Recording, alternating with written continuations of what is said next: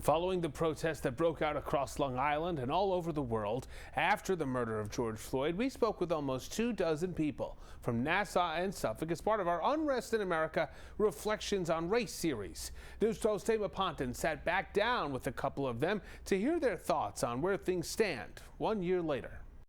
Things seem to have actually gotten a little worse. It appears that way. Although it's a constant struggle, is that people are still outside. We're still in this work. And Nia Adams and Alonzo Younger are two of the Long Islanders we spoke with last year after the murder of George Floyd and the massive protests that followed.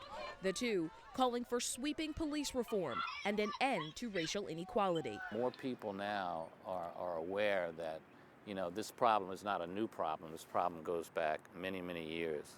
Younger, a retired businessman, says the protest helped shine a bigger spotlight on many issues. It has people talking, and then maybe that talk turning into action in terms of police reform. The Uniondale father of three and husband says the topics of race, unequal treatment, and the lack of investment in mostly minority communities were not just shouted about on the streets of towns and villages across the island, but people started to have serious conversations about how to correct the imbalances. You have to go somewhere because it's just not, it's not sustainable the way it is right now. Nia Adams is a community organizer with the Long Island Progressive Coalition.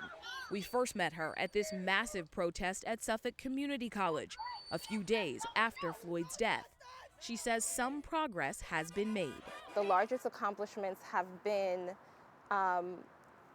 the ways in which community comes out in solidarity, the ways people are willing to have these conversations and take actions and know that because the struggle for freedom is constant, that this is not a one and done thing. Both Adams and Younger say there are still issues that should be addressed. Fewer guns on the street. Radically change how we address community safety. Greater emphasis on mental health. Communities and social programs that would help alleviate what we deem as crimes.